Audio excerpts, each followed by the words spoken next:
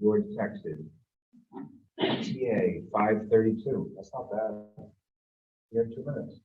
Last 7. Roll call, Bill Gross, Commissioner. George Madden, Commissioner. Of course, Commissioner. Michael White House, Commissioner. You have a call. Any public communications? Somebody on the Zoom? Okay. Leanne Aubrey is here. Hey, Leanne, how are Good, thank you. you? Seeing none, we will move on to the approval of minutes from the meeting of June. I hope everyone had an opportunity to review them. Any changes, additions? Hearing none, I'll entertain a motion to accept the minutes. Have a motion, have a second? Second. All in favor? Aye. Minutes are approved. I'm going to change the order of business with everyone's approval here, just because we have a scheduling and Rachel has come to send a referral over to us a couple months back. We asked some questions of the town manager. In the meantime, I did appoint Robert to be our liaison for the whole thing, but she requested some time to present to us, and take it away, Rachel. Thanks. So I did get the email with some of your questions. So I just wanted to go over my vision for what I referred. In other communities, if they have a vacant property, they have it so that I guess the property owner would register with the town that this is their property, it's vacant, and then they pay a fee for this registration. And from what I've seen, sometimes it doubles over time. Like maybe the first year's, I don't know, $400, then it goes to 8, then 16, then 32, and then it comes up to a point where there's a maxed out amount. So it's not to punish anybody for having a vacant property in the beginning. If you're vacant for a year or two, and it could start whenever, maybe after 1 year of vacancy, you have to register, or 2 years or whatever. It's up to you to give a referral back to us as to what your thoughts are about this. But over time, if you're vacant for 5, 10, 20 years, the town receives real estate taxes on the property. But what they do miss out on is personal property taxes. So in a business, whatever's inside the building, they have to pay personal property taxes on annually. And that could be, who knows how much. I mean, you could be losing $4,000 to $7,000 per business that's empty per year, or even more or less, depending on the business. So it's the purpose of recouping, and also having a vacant building or a storefront does nothing to help in our community at all. And there are plenty of properties that have been vacant for up to over 20 years. I mean, that I know of. So, and we sit here and everybody complains about it, and you read about it on the community forum about it. Everybody's like, we want businesses here, we want things, but there's no real. What about the property on 117? It's the access and the access road and I don't know, forever. Yeah, things just, yeah, Yeah. right. So the town loses out, the community loses out. Yeah. And I think in here, it says like, it seems like a penalty instead of an incentivize. I've talked to a commercial realtor who's very active in Groton and has brought plenty of business here. And what she stated was, there are people that want to come here and they see these empty buildings, empty storefronts, and they want to come here, especially the empty buildings, the solo ones, but nobody wants to sell. And people want to buy them, but nobody's willing to sell. But they've been sitting there empty for over 5 years. They don't want to sell, but nobody's moving in. So there's a lot of people that want to come here, but there's just not the opportunity either. And so when there's incentivizing, it says here, it seems like a penalty instead of incentivizing. I thought is economic development has like grants. You go to the website, there's tons of options that new businesses could come in and apply for. So there's plenty of incentives there already. What do we do about these people that are sitting there long-term, keeping their storefronts empty?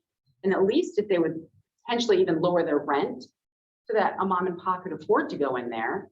They wouldn't have to pay the fine or the fee or whatever you want to call it to register as a vacant property because they're allowing somebody else to get in there, even if they have to lower their rent to keep it, which also is better for the community. That's my thoughts on it.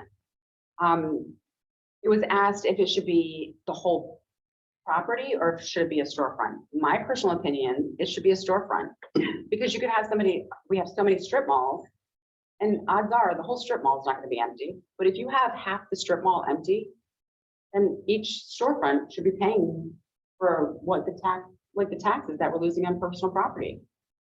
And sort of a fine if it stays there long term. That's my thought. It was asked if it should be residential or commercial. That's up to you.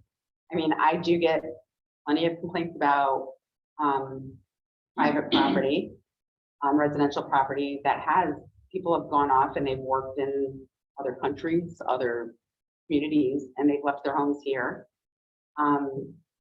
We have plenty of people that come here just for the summer and leave for the winter. And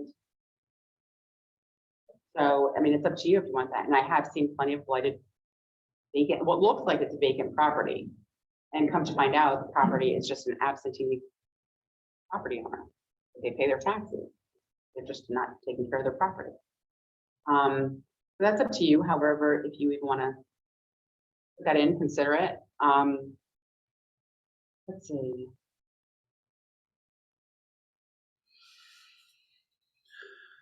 And because and then I hear that sort of, well, we don't have that many vacant. But then when I stop and I think about it, if you drive through Groton, you really start looking at them, and you start counting them, there's a lot of vacant.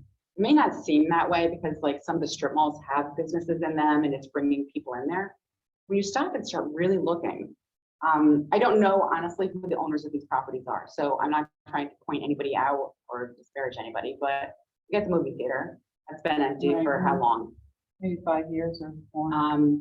There's the diner in there that used to be there, the North End Deli. That's been vacant for how long? We have a contact with the owners and just having any conversation about this. I can comment on that development all day long because the way it's owned and because the bank used to be over there, but it's not easy as people to work with, and in fact, they only help each other. So same area.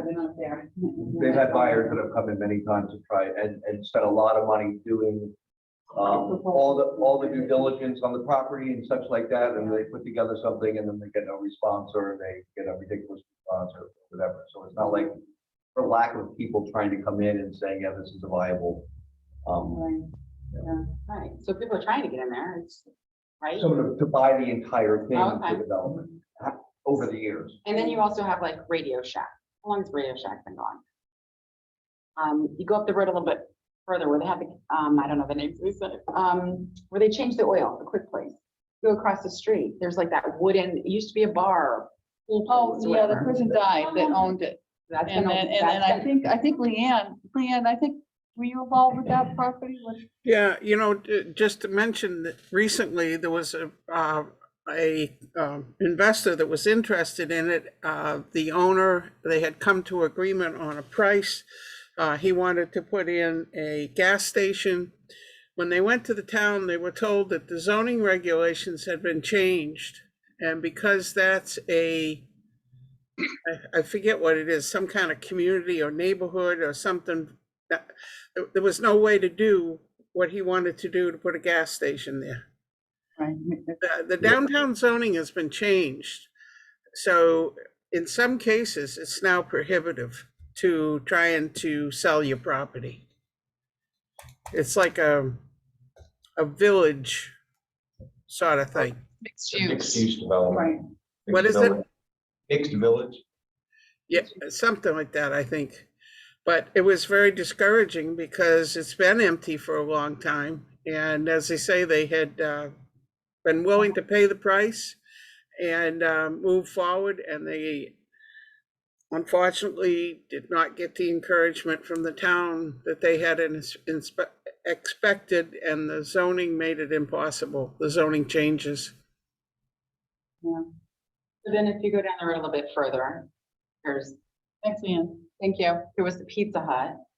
There used to be Blimpies. On I the think left. Blimpies It stood was there on the for- left. Wasn't it taken down? It's just like, just Blimpies land? got taken down. Oh, But how okay. long was that empty for? How long was before Popeyes went in, how long was that empty for? You know, I mean, and then you have like the Benny's Plaza, there's plenty of empty in there as well. And then, I mean, there's just so much. It's not to like punish anybody, but I mean, in the beginning, maybe after a couple of years, you have to register and pay, you know, something. They're And paying tax, We right? have to one at a they time. pay real estate, but they don't pay personal property tax if the inside is empty. As far as personal property you don't- taxes, the lesser, someone that comes in and leases the building pays the personal property, that's not the owner of the property. Right. So, from the restaurants you're talking about, fast food alleys, we called it when I grew up here, a lot of that is formula. When you look at the one that came in, Popeyes, they have a very strict corporate formula of where we can place a restaurant, stuff like that. It has to do with intersections. Banks are the same way. It's got to meet these standards or we're not interested.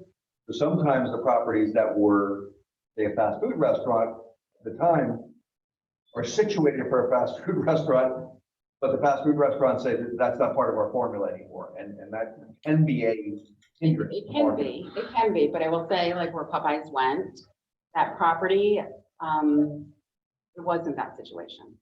It was, from what I'm hearing, is it was the people that own the property just didn't want to do, like, didn't want something there.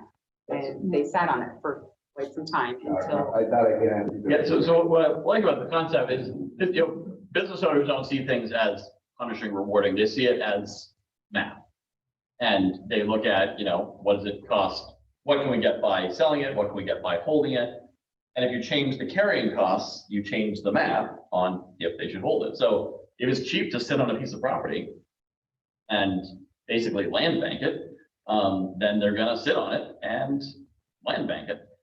If we make it more expensive and prohibitively expensive to sit on it, they're not gonna sit on it.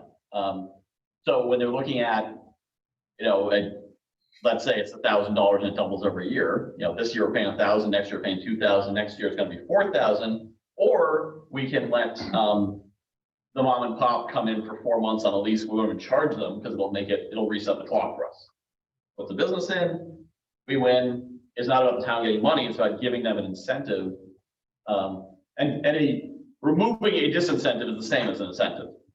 So I think this changes the calculus for a lot of business owners. And, you know, the Big Y Plaza, if they're charging an increasing fee on all their empty spaces, that group of owners might eventually look and be like, oh, we're no longer making money on this. Now we're losing money. Let's sell it. We got to, like, this is too complicated to keep on our books. And what we want them to do. As I said, that's a completely different issue who owns that, but just to understand how it was received in, it's a completely different issue. I agree with that, because we tried ourselves as a bank to contact them to move our branch from one side of the parking lot to the other. We would pay for everything like we do all the time, and we got zero response, and we had to make a decision to move across the street. So that's. I suspect bills from the town do get through. So when they start seeing bills come in, that could change their. Well, there are a group of attorneys that own it, so I would assume the first thing that's gonna happen is we're gonna have a suit against us because the legality of being able to charge that and whatever. Attorneys don't cost money to sue, I'm just saying. right, so here's Right, you the are- other thing. So the legality of it, because that has been brought up, my projection and mentally is if we could do a short-term rental and we can charge a fee for short-term rentals to have to register with the town, then you can charge a fee to have a vacant property register with the town as well, or vacant storefront. It's the same type of mentality in my mind. Yeah, I'm not saying that even the case has legitimacy. Attorneys sue, they sue. I get it, but this would, I mean, it would potentially be like an ordinance of some sort, so. I just want to throw this out there, the law of unintended consequences. Sometimes a large scale development needs some time to get footage in order to come in and put like 1,000 units somewhere or put a big scale that's going to really transform our community. So we want to be careful in addressing this if we don't create costs that developers can't and kind of accumulate properties over time to think about something transformative to an area. and then like revitalize an entire Right, downtown right. space. So it's just something to think about when we're Right. discussing this issue. So Rachel, we all know about most of the properties that you're referring to. So in terms of the EDC, what is your vision in terms of, this information? Well, and my what thought was, I didn't want to put too much of my own opinion. I mean, I basically told you my vision of some of the things that and why I brought it forward. And then also because you hear the community complaining all the time about vacant properties and why don't we have businesses? You hear it all the time. I do. As an elected official, I see it on the community forums all the time. All the things that they want in our community, which I know we can't get them all, but I wanted you guys to, whether I like your answer or not, is to make a referral back on what your thoughts are. Whether I like it or not, just come together and have a decision and what your opinions are and bring it forward. And if it's a no, then it's, then I respect that. And if it's a yes, then I probably respect that. And we'll try and work on things where to go from there. And this is, I'm in economics, and that's the darn thing for everything I do. The businesses I speak with, and so these aren't actually the ones that you want those properties sold and you want things in them, you give them consumers. Because when it comes down to the end of the day, a consumer will bring a business in. If you sell widgets and you bring in consumers that want to buy widgets, someone's going to open a widget store and they don't care where it's going to be located. But it also goes with how much the rent is as well. Correct, but what the current businesses are seeing is the demand consumer-wise is not as strong as we might think in Groton. And I think it goes back to the numbers that we've seen time and time again.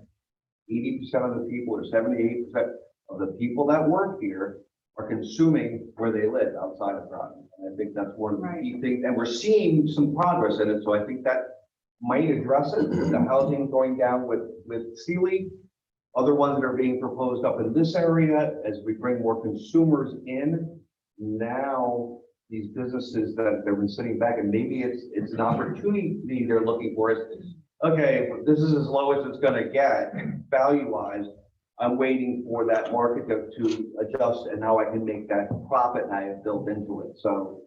Well, I don't think it's irrational if they're making that decision, but it's not about if they're making the right rational decision, it's what's the best for the town. I'm on Team As Groton. a property owner, whether it's commercial, residential, whatever, it's a personal, you own it, you put your money into it. That's Right. the way our system works. But the way our republic works is that the government's job is to create an incentive structure that drives the behaviors that serve the social good.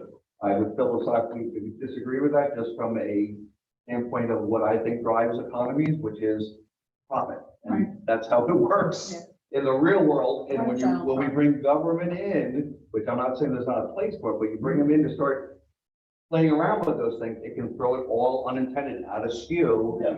And we have someone wanting to build a gas station, and because a government decided this is how we're changing it, not right or wrong or different, that deal didn't go through. So. Well, but that's the decision made that they don't want things like gas stations in the village. They want things like restaurants and. Maybe they thought that way, maybe they didn't. But That's what happened. But the point, this is a free market, this is an Adam Smithian solution of creating incentives through regulation. That's not free market.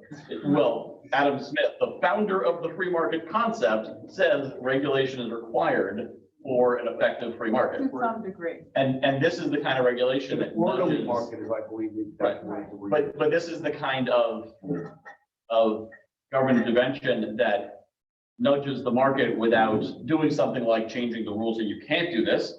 You can keep it vacant all day long. You keep it vacant for 20 years, but you're going to pay for that. And if you're good with that, then great. You pay, the town gets money, everyone wins. However, there is a cost to the town, an externality, we're talking economics, there's an externality of vacant space. And so this puts that externality on the property owner. And probably not even 1/100th of the actual cost to the town of keeping it vacant. I mean, we're probably talking, I imagine this caps out at what, $10,000 or something.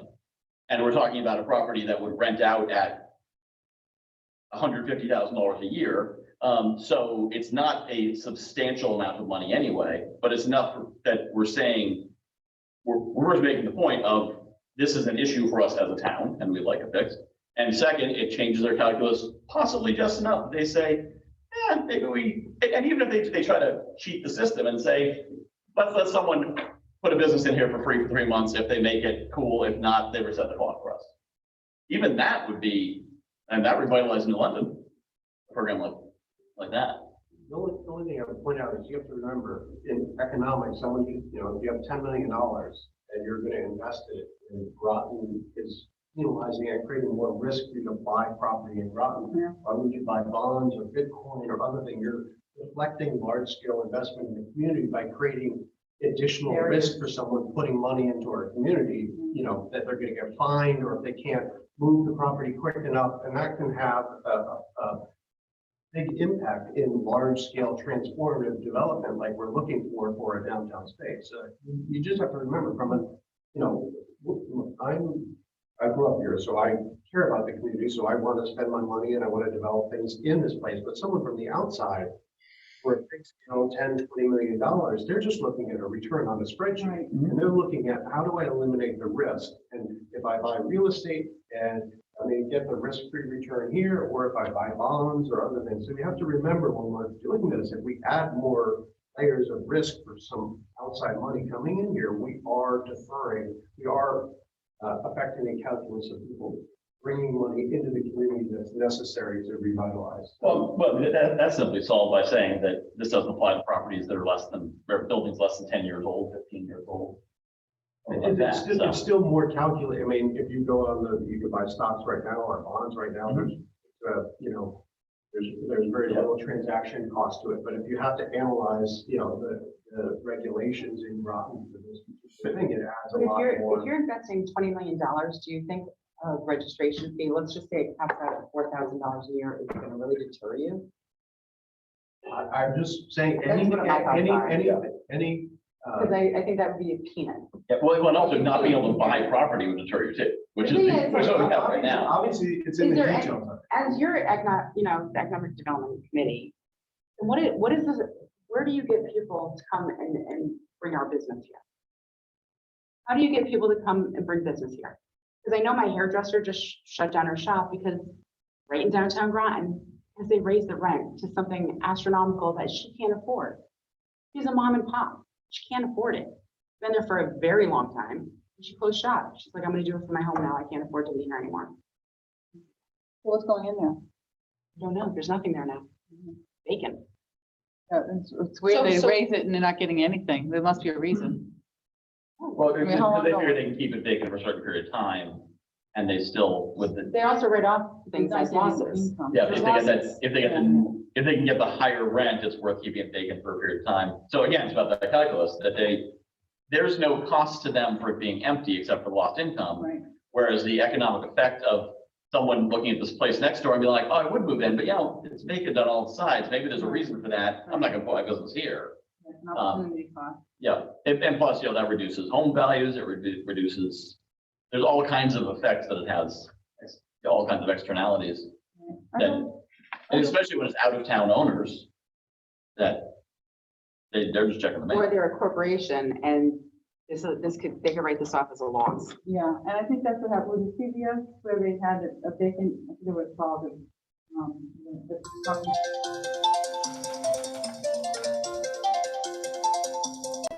I don't remember the exact, I know, sorry, yeah. yeah, whatever it is, but it's deliberate, they keep the property and they don't. Actually, what we find in Groton is the more professional shopping centers are the ones that are full. Like the REITs, but the more localized ones are not, they're not managing their shopping centers like a professional national would.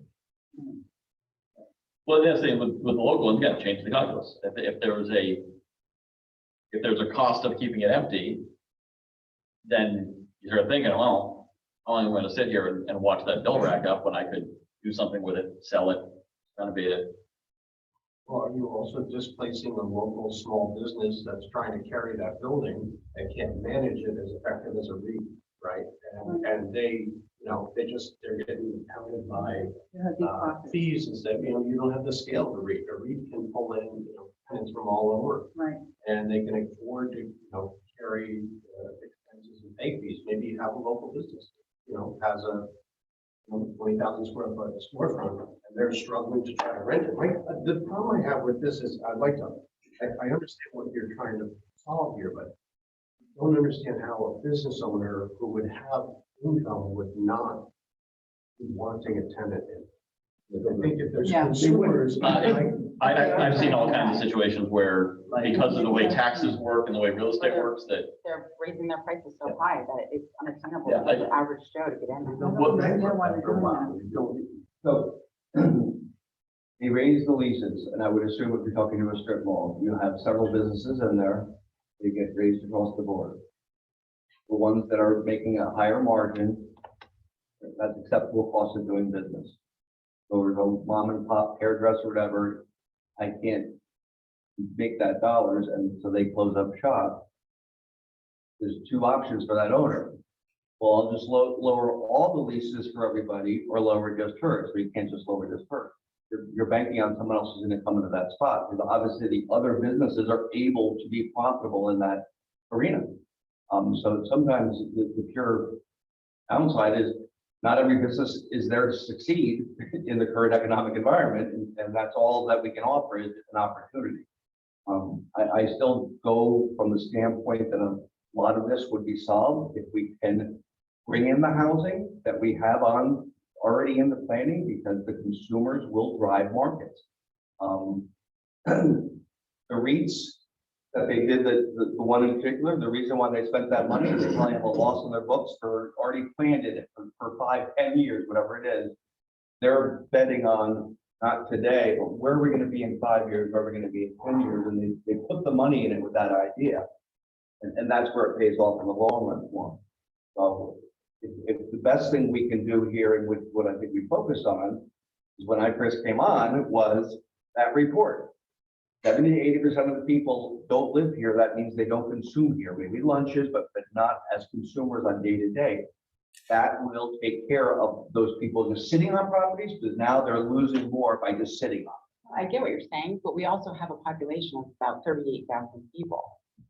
I mean, in Groton, 38,000 people live here. I mean, they've got to be shopping somewhere. You know what I mean? So even though the people that come in here to work, they go somewhere else, there are people that live here.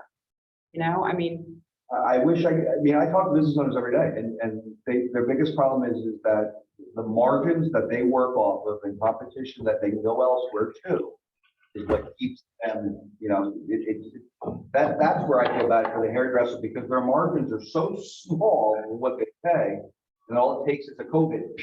Forget it, can't survive it. We did a good job through that process to try to help it with the government and all the different incentives, but that doesn't mean that that's just how the economy works.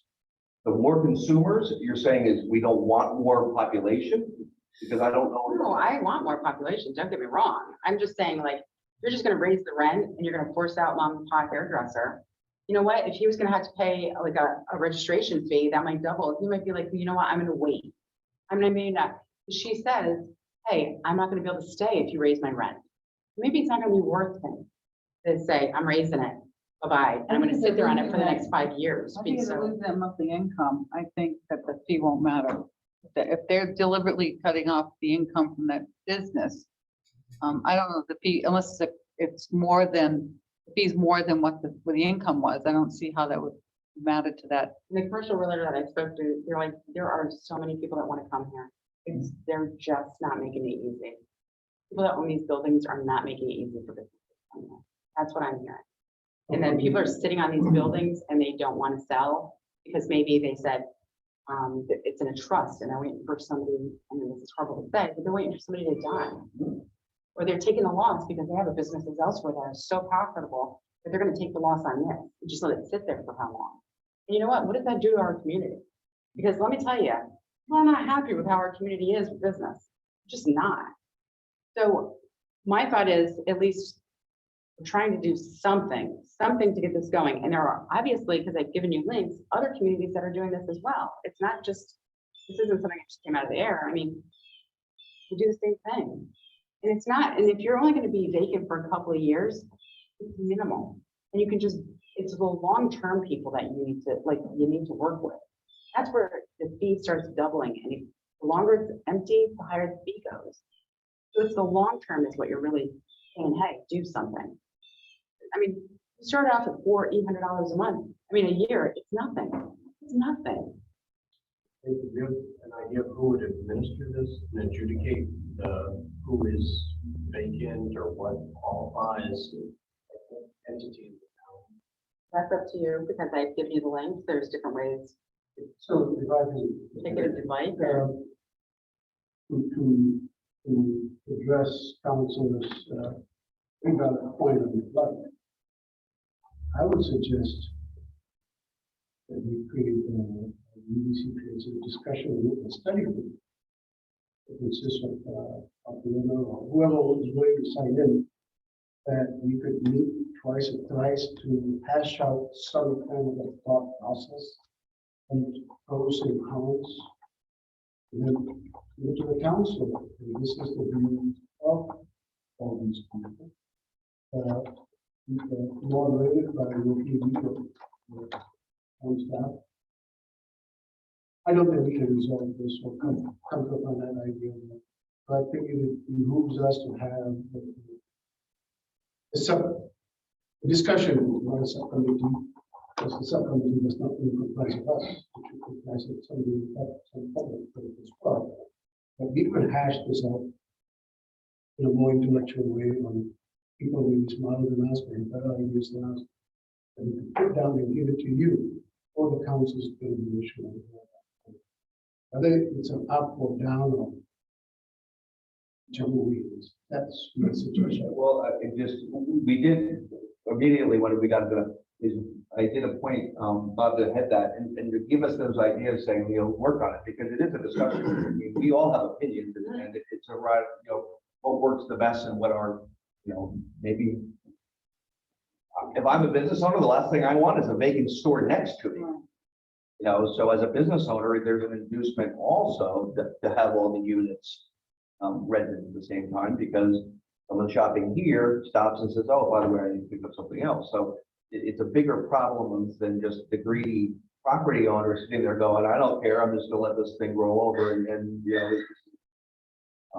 I always go to the standpoint, if the guy's gonna make money, he's gonna do something. And I don't know what's holding back that aspect of it. I don't think so. Greed is inattentive. If you have, if your company holds 4 different buildings and 3 of them are doing well and one of them is kind of languishing, then you wait for the economy to turn or the magic money fairy to come and fix the 4th one while you focus on the 3 that make money. And if someone calls you, maybe you'll get back to them or something, but that's the private property, whatever. We're making plenty of money in Westport. So that this, part of what I see this doing is it brings their attention, because the business owner who's got the empty storefront next to him can't do anything. And then his rent goes up because there's less units in there. So nobody moves in next to him and his business gets worse. This disincentivizes rent increases or speculative rent increases. Would be interested, I don't know how we would do it to figure out, because we around all, we know the properties themselves. Are they locally owned or are they outside owned? That seems to be, I agree with you. The one in particular that came in, they spent a fortune on redoing the whole thing. All the storefronts are great and it changed the whole plaza up there. That's an investor group that's there to make money. I know the one that I'm in right now is a local person, so he's not an outside person that's writing off. He's not this real estate magnate.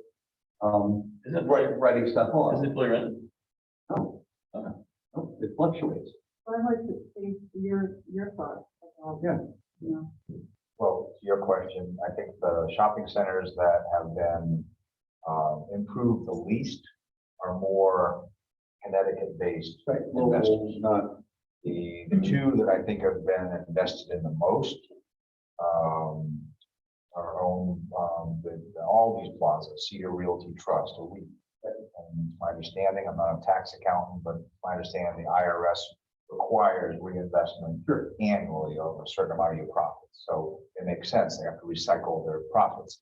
The other one is owned by Brixmore, the Kohl's, and Stop and Shop Plaza, up the 12.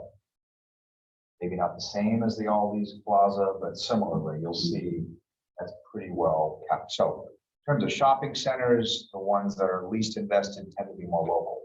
The individual parcels that would be kind of like the former Pizza Hut property or the Blippi's. I don't have a sense on that. I think probably most are Connecticut, but I don't know the split between a larger developer who might own that versus local.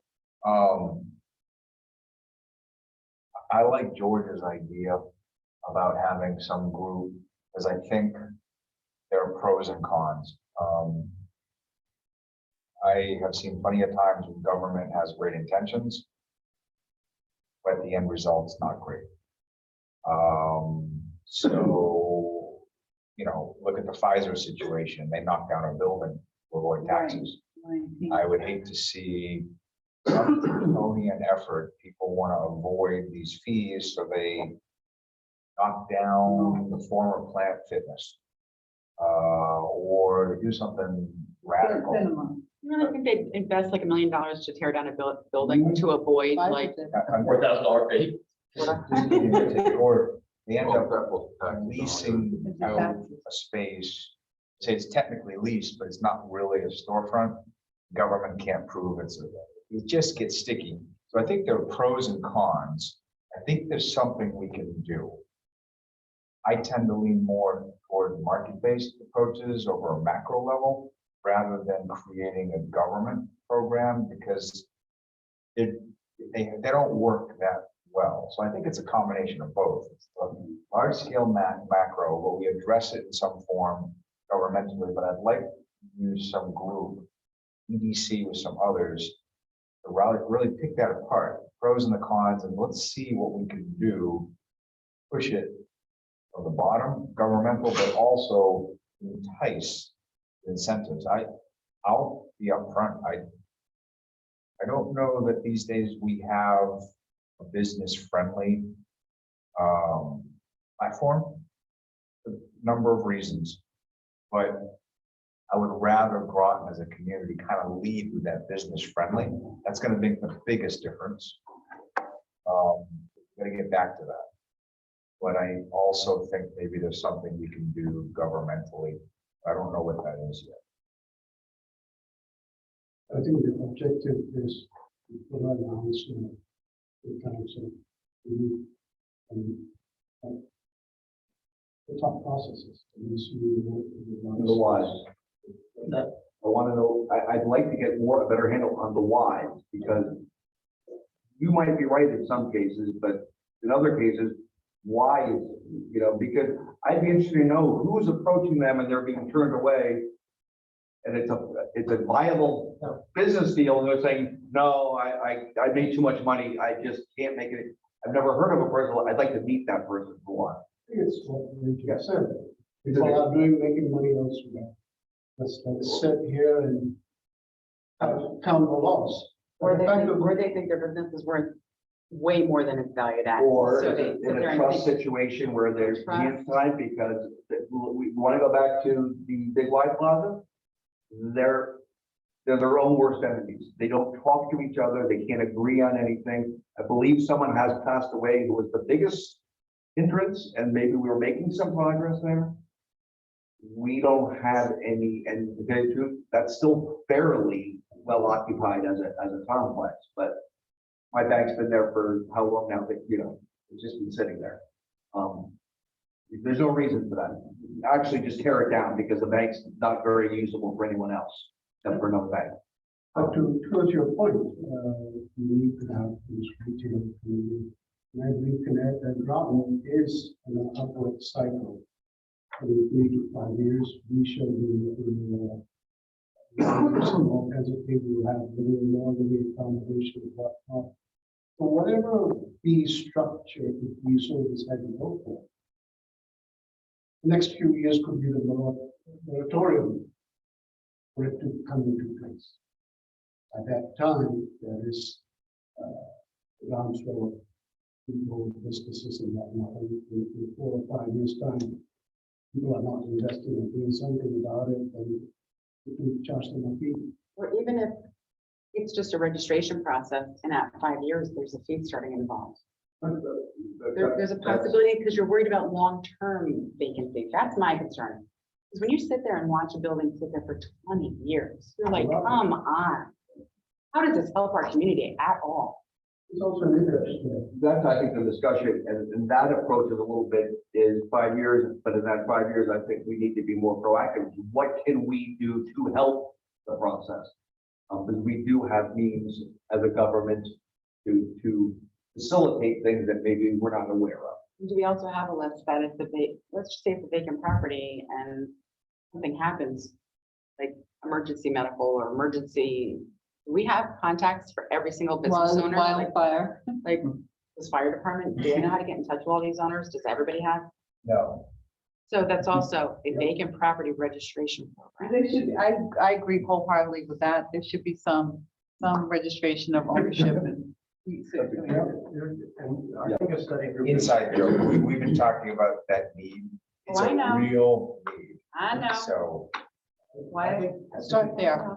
I think a study group is great. I have a lot of questions about the bureaucracy involved in oversight and how we're going to determine like what is this, are we doing a highest and best use assessment here? Like what qualifies as a tenant? Like That's a priority. there's a whole, Sure. and if we can get clear on a simple way that can be kind of fixed, I'd probably be a little more understanding on how to.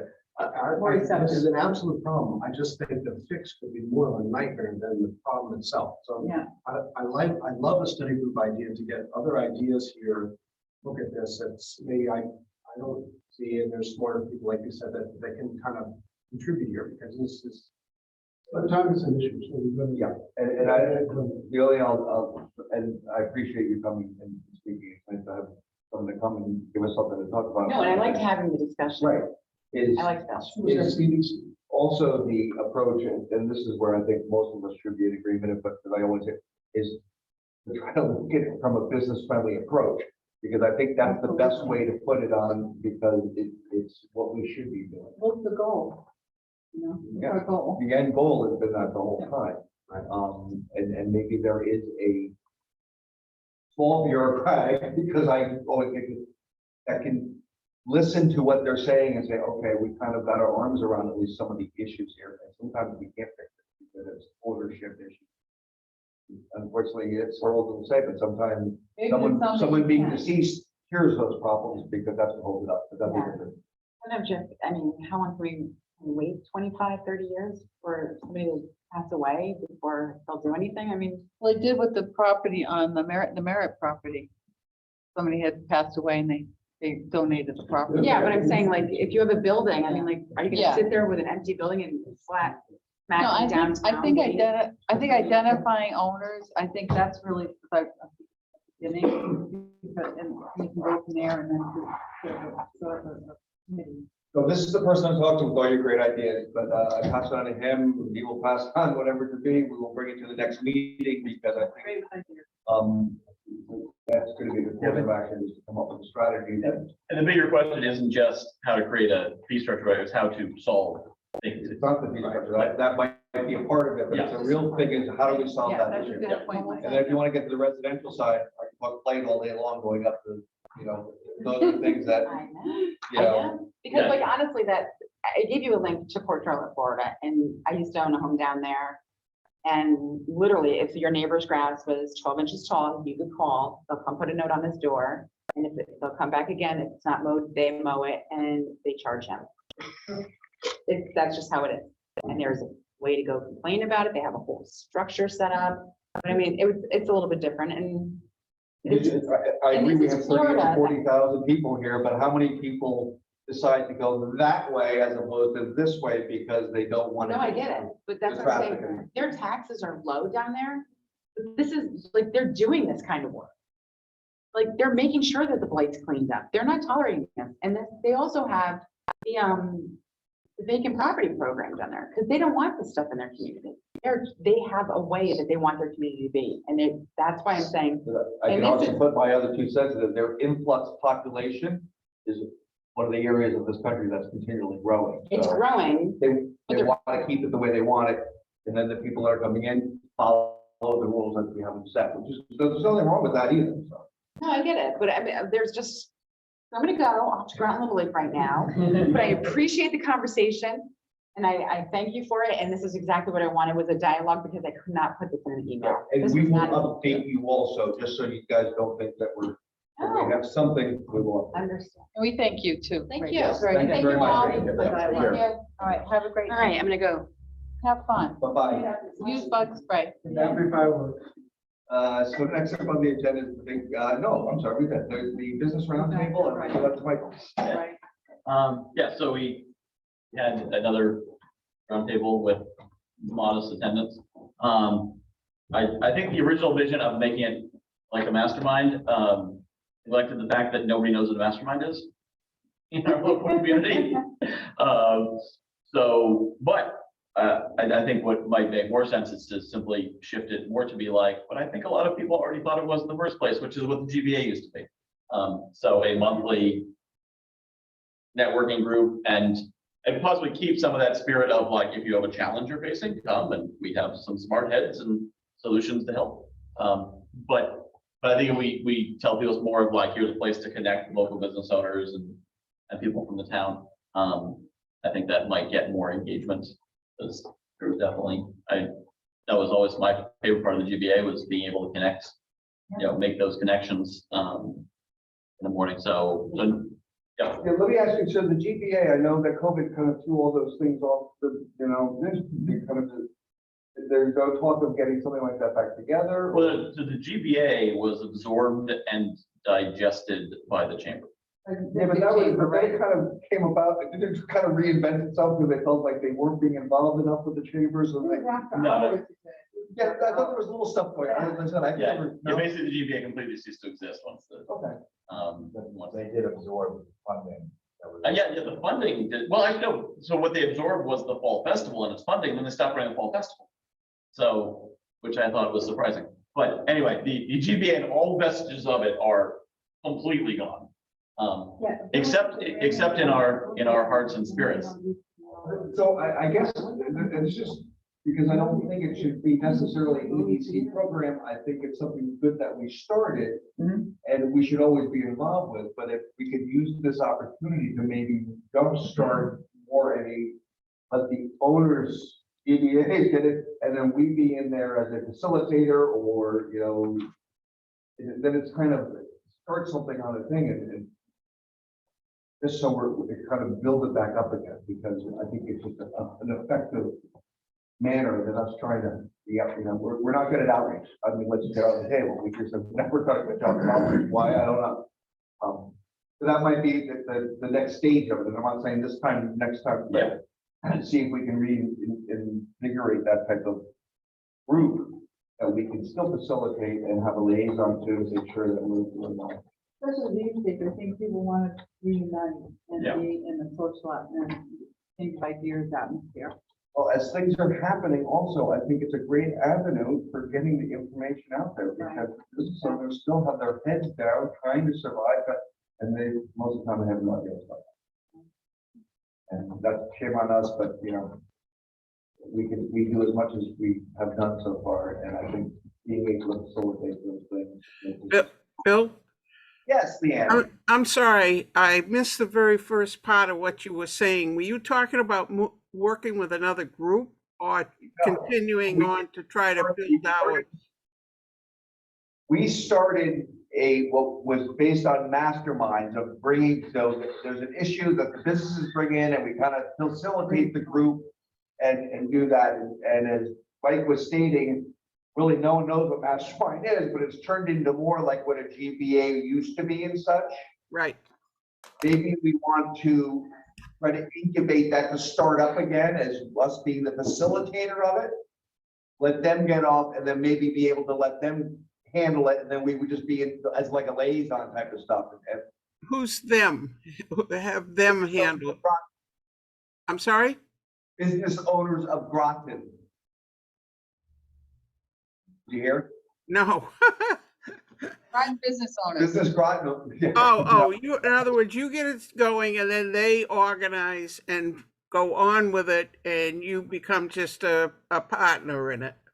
Liaison, and we can keep them informed at meetings and such, but let them, perpetuate the meetings themselves. I would do anything to help you do that. We What had do a, you charge? we had a very effective group, as Sprunk can tell you, because he used to be part of it. But unfortunately, a lot of promises were made to the group that we did have. And in actuality, we had money. They didn't have money. They wanted our money. So it destroyed it. But it can be done again because the business owners need to be able to talk to each other and help each other. And it gives us an avenue to be able to inform them also of things going on. Right, because they have no voice right now. Leon, you and Jerry Olson started GBA, so when your hair was black, that's what Bill is saying.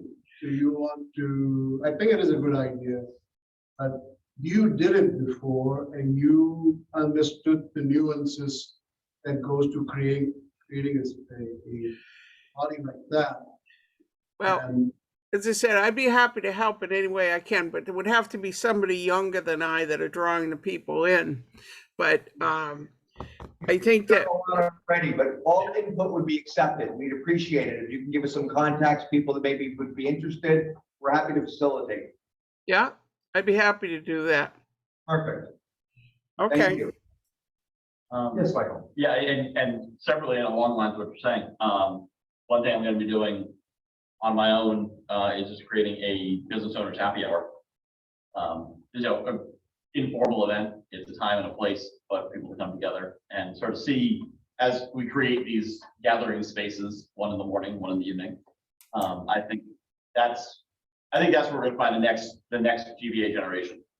what would you do with the chamber, district chamber, in collaboration? with Yeah, how do you draw people in? How, what means of, like that? You have the mailing list, they have the, Yeah, no, we can talk to the chamber's a good idea. so just do it with them instead of reinventing the wheel. Yeah, but You could use it under what Bill, or you and calling it, business roundtable, and have that as a breakfast affair or a happy hour affair. People will love for show up for breakfast and people will love to catch up for drinks. yeah, But do it in collaboration with the district chamber. They need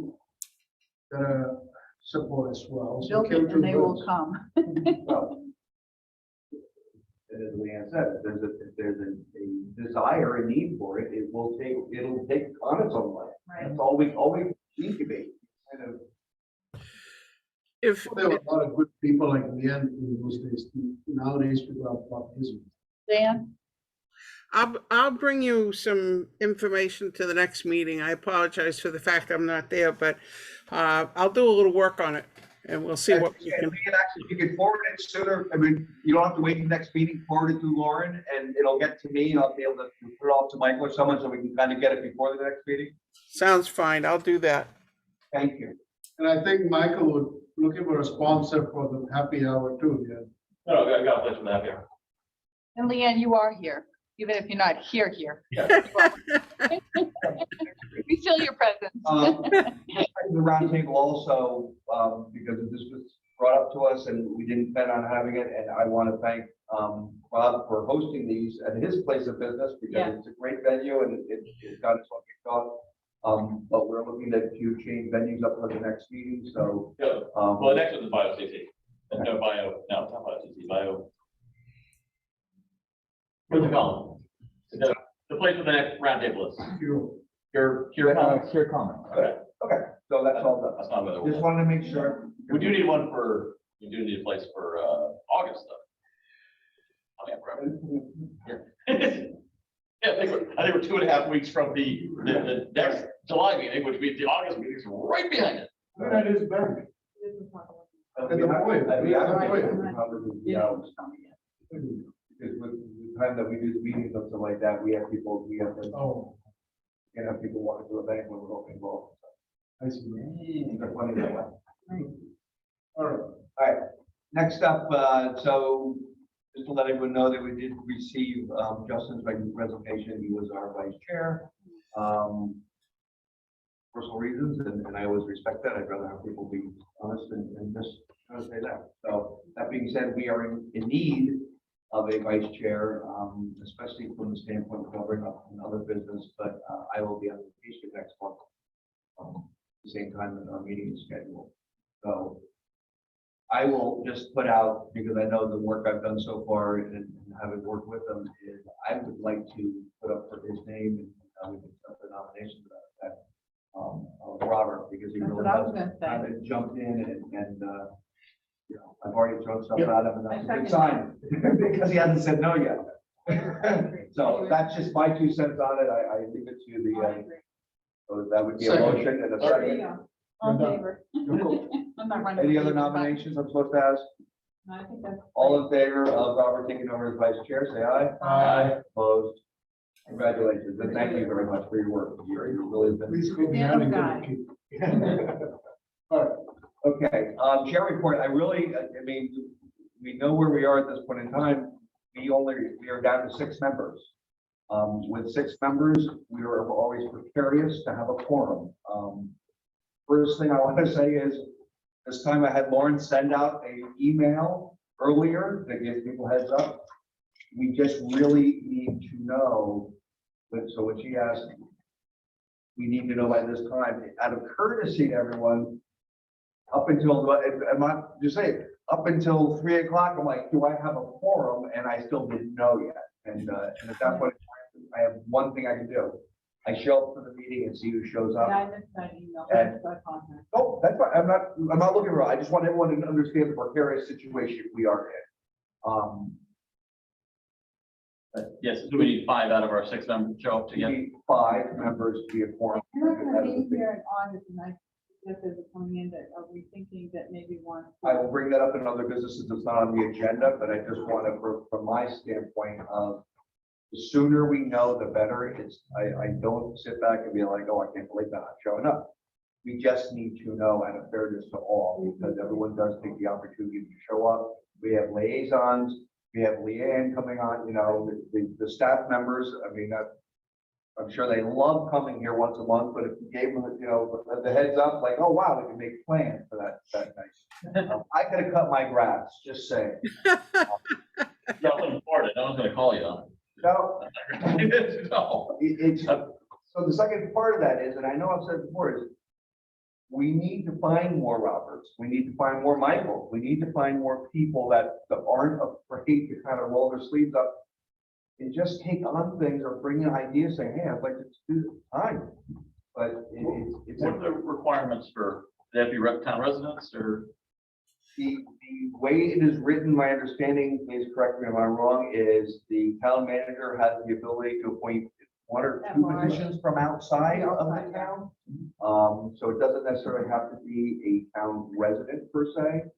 Now, wait a minute, could it be a business owner, not a resident, or resident, not an owner, or Either. or both? They can be from outside. It's really for them to come to put the application in. Funny story, Robert put the application, thinking that he was competing against other people, and I was like, no, we just want to talk to you, but it's not that competitive. Yeah. But you know what, I'd rather have a commission of 6 or 7 people that are willing to do some work and willing to show up, than 9 people that just like, oh, you know, so that's just the way I look at it. And we also have to look forward, because I'm very honest, when I took this for the 3rd year, which wasn't in my game plan, is this will probably be my last year. So I'm hang on and doing, you know, we kind of come through COVID. We're trying to get us back to a friendlier environment. When I first came on board and George and Susan were here and everyone was like, economic development, it seemed like everyone was on the same page, and also like, so we have to turn that a little bit. I hate to say it, my term's up next year, and I've been on until 5, so, I know, you know, it's kind of. I think everyone has to be honest with themselves, and I respect that, and that's the way. So if someone resigns a position or has put their time in, God knows how long, you know what? There's nothing wrong with that. I mean, anyone that gives 2 years, a year, they've done more than most. You know, and that's how I look at it. 5 years it's not supposed to be a prison sentence. We did it since '05, Yeah. Yeah. like 17 years.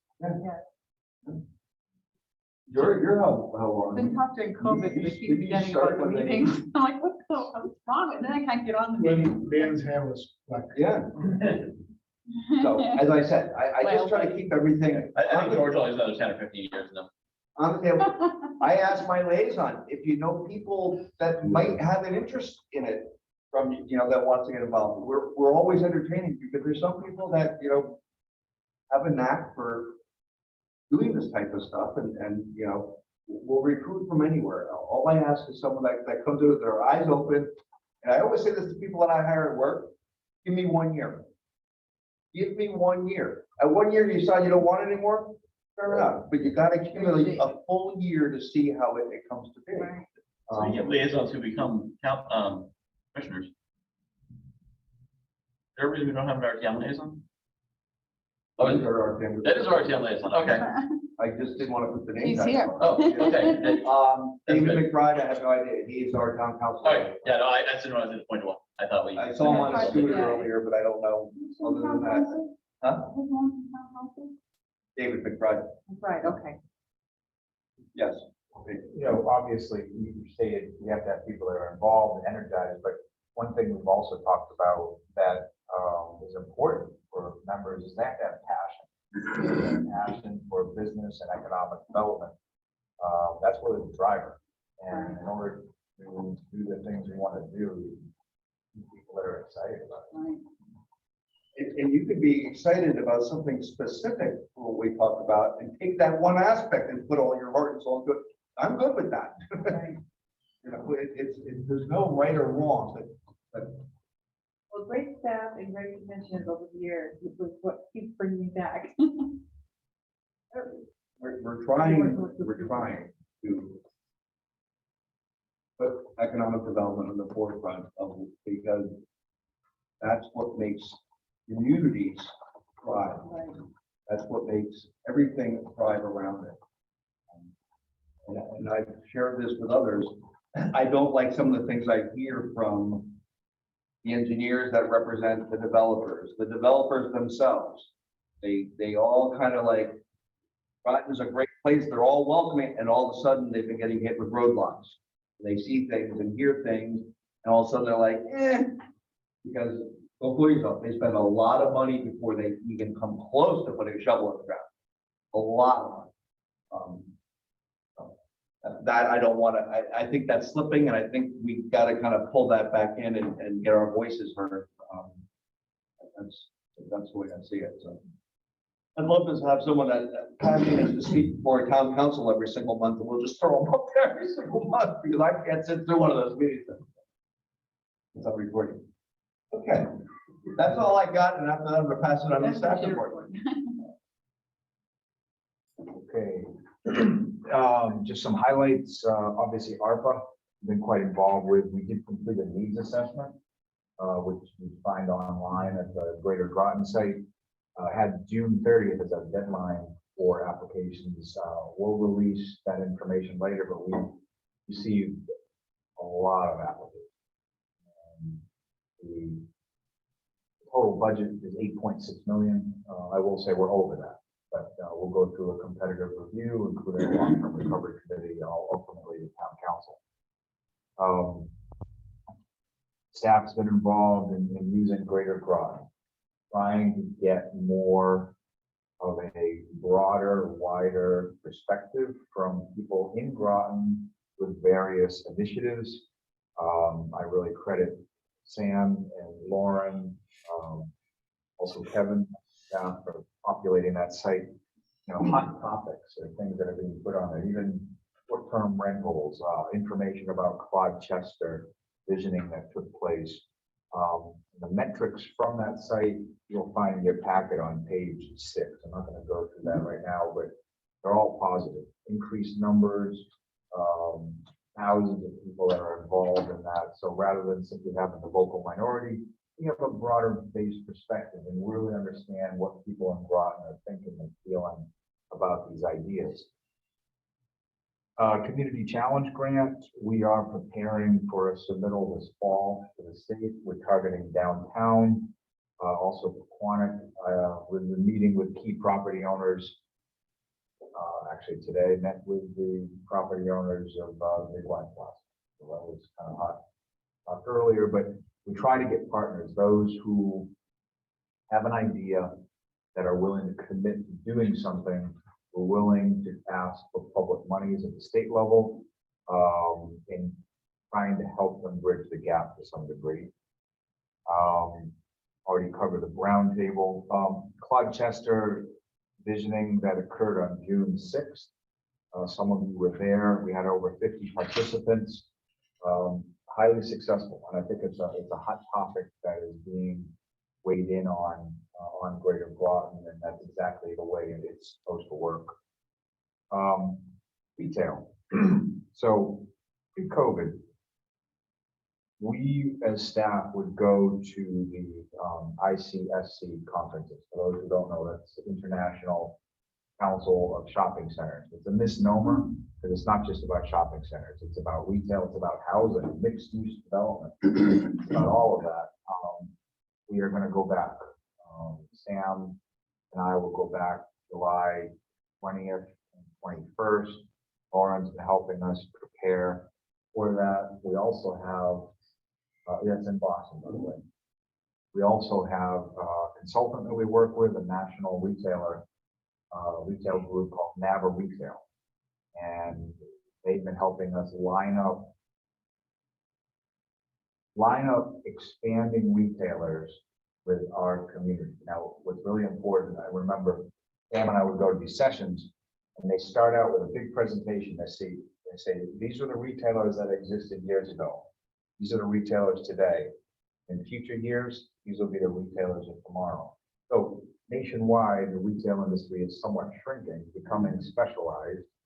Storefronts are becoming smaller, but there are still some that are growing, like O'Reilly's, that's going into the former La-Z-Boy location. So we're cherry picking the ones that are growing and trying to find ones with great names like Chipotle, Jersey Mike's, Popeyes is another great one. We have some others in the queue that we're trying to land for Groton.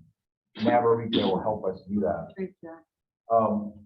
One of the things we talk about a lot is that we need to do a better job educating the public about economics and retail, how that works. But Nava Retail will be here on, while they're in the area. We're going to do a meeting on July 19th. I think it'll be at 5:30 in this room, Annex CR1. And we're going to begin promoting that pretty quickly, right around the corner. About a 1-hour presentation. There'll be at least one, possibly two Nava Retail representatives here. We'll go through the presentation, talk about the strengths, the weaknesses of Groton, but also their opportunities. Give some recommendations. After that hour presentation, there'll be a few minutes for Q&A. So we definitely want EDC members to attend. Then July 19th, 5:30. We'll also reach out Town Council, RTM, Planning and Zoning Commission. Hopefully, some of this information will be valuable. July 19th, 5:30. Here. Is the name of the company.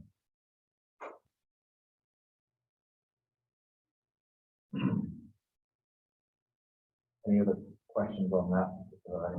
Okay. People have talked about this extension of Shoreline East. They just kicked off that study in the first meeting. The goal is to extend it from New London westward, where I think they're extending Shoreline East. They think this is happening. This is the feasibility analysis. Then there'll be many studies on the implementation, but that's the ultimate goal. It is exciting. There is built into the funding associated with that project is that there will be a train station in downtown Groton. Where exactly, it doesn't really matter, but it's going to be in downtown Groton. So we're focused on retail, mixed-use development, transit-oriented development. At some future time, there will be a train station, which is pretty exciting. Where was the old train station? Behind where the big Y was, or no? I don't know. Well, they're also talking about doing a spur. Tracks to the subbase to Norwich with a possible station in the museum parking lot. So we went up that way, it would have been Shoreline East. I think there used to be a stop. That was What are you really, talking, where? Groton used to have a train stop for the Shoreline Rail. Oh, Probably over by the big Y. That's what I was wondering. So On public property development, most of these projects, there has not been activity over the past month, with the exception of Colonel Ledyard. That's our smallest project, but it actually has the greatest momentum recently. He is finalizing plans, preparing for approval by the city. The exciting, again, about 64 units at that location, about a half a mile from PD. Again, I mentioned the metrics for Greater Groton. I would encourage people to take a look at those. They're really positive. That's an important tool for us moving forward. And then lastly, unemployment rate, pretty much same, identical to Groton. Connecticut actually slipped slightly. And so did our region, but Groton's holding steady for 2 months in a row. thank you, Paige. And that railing part, that used to, I think, just move supplies from. So, yeah, that's a different spur though. I remember that going up on the boat, seeing the. Yeah, it literally goes right through the subbase. Right. So that's, Um, With that being said, Stephen, you're up for liaison reports. Yeah, I'll just be real brief. I know the meeting's kind of going on here. I'm just real excited to announce, of course, in the report that the Nautilus is now floating again, which is great because, of course, that's a huge part of the economic engine here for this whole region with all the tourists with the aquarium and the seaport and all that. So we're happy that she's back in the water, and I'll actually hand around my cell phone. This is a picture that was taken of one of my coworkers standing in front of it when it was in the dry dock. You can see how nice it looks, and we've done a lot of work on it, replaced some steel, and we actually had to go into all the tanks and make sure that they weren't leaking. No, not yet. It's still at subbase. There's still, they have to put the new wooden deck down and do some other stuff inside. But the big restoration work that was done in the dry dock is done. Like I said, it's back in the water. So they're expecting it's going to go back down to the museum mid to end of next month at some point. And then after that, the museum has to do a little bit of work, put the mannequin back in and do all the things that they do to get it set up, and then it'll be reopened again. So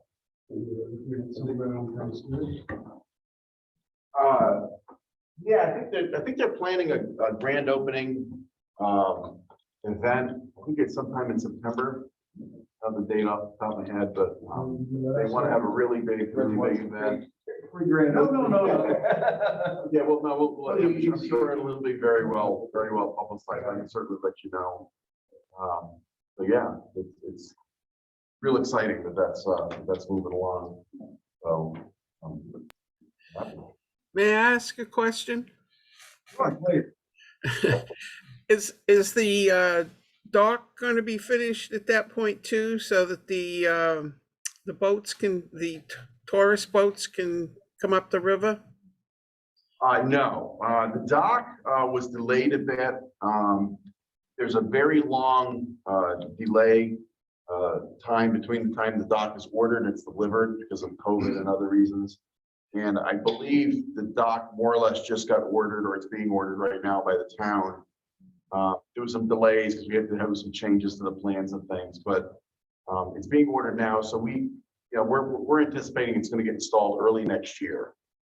It'll be operational for next summer is what the plans are now. We were hoping to have it up this summer, but for a variety of reasons it didn't get ordered in time.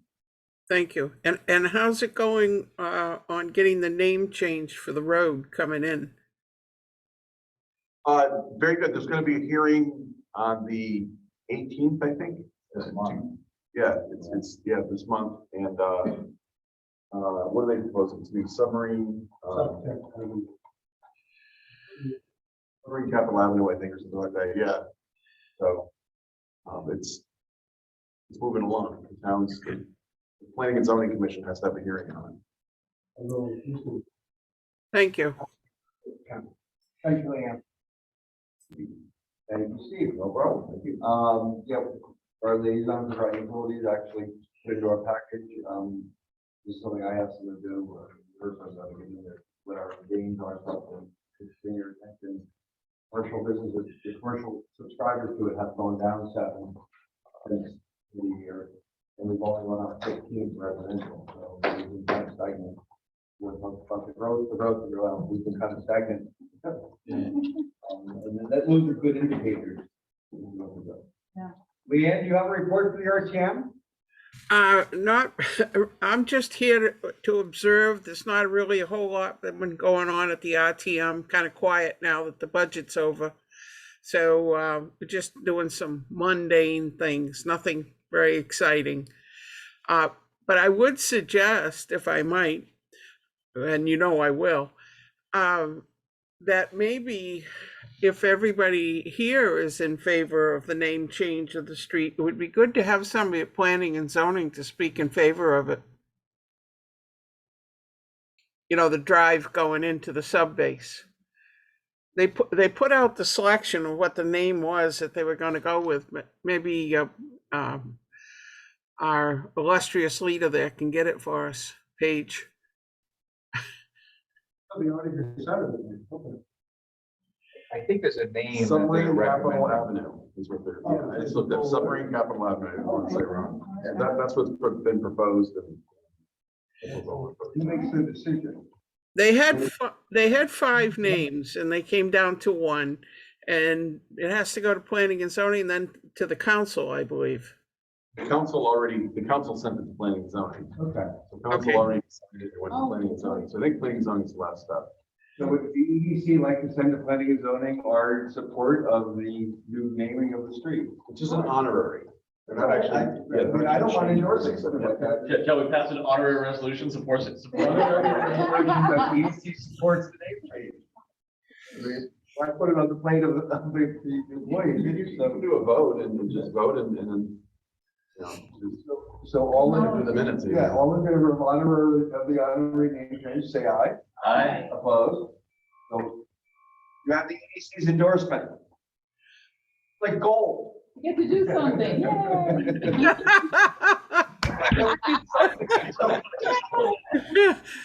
Thank you, guys. I gotta run. I'll see you all Okay. soon. Yeah, Bye-bye. I'll see you soon. Thanks, Leanne. Okay, so, It's the first time I voted on anything that wasn't minutes and adjourning. right, no one had to come and give comments on it, we'll hear it next meeting. Public comment. Other business, so as I stated before, I will be on vacation at the beginning of August, and I know what it's precarious anyway with this, so I would leave it to the commission to make the decision is, would we like to just right up front say we will not be meeting in August?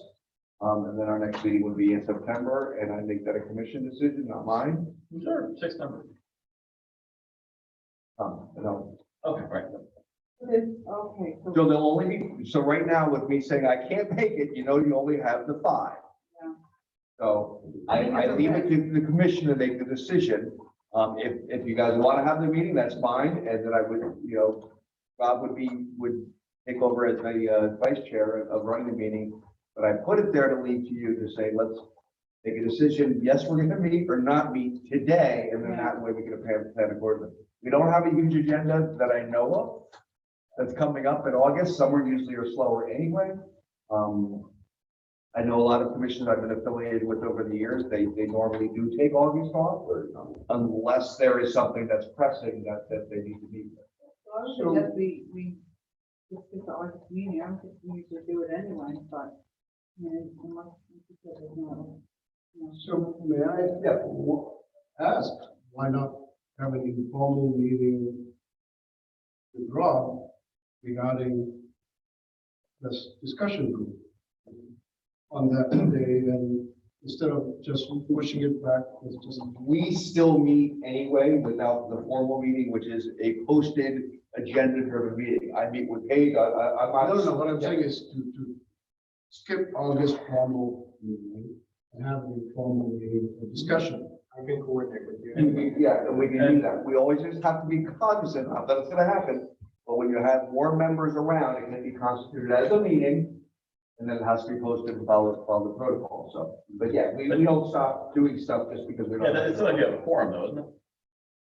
Yeah, but you just have to be careful. Yeah, which I don't think we're gonna accidentally have a forum. I don't think so. I believe that cuts both ways, the forum. You thing, so. say that, but it's happened before. Don't, yeah, it has happened. Yeah, you're right. It So, has happened. Right, so someone has to not show up to make sure someone isn't here. do we have to vote on that? I think it's a good idea to vote on it just so Then I it's, make a motion that we. so I have a motion to defer our August Nine meeting of and August meeting. have our next one is we cancel our August Yeah, meeting. that's it. We have a second, all in favor? Aye. Ayes have it, so the meeting will not be held in August and we will meet up again in September. With that, I will entertain a motion to adjourn. Motion to adjourn. Do I have a second? Second. All in favor? Aye. Aye. Meeting is adjourned. Good meeting. Thank you.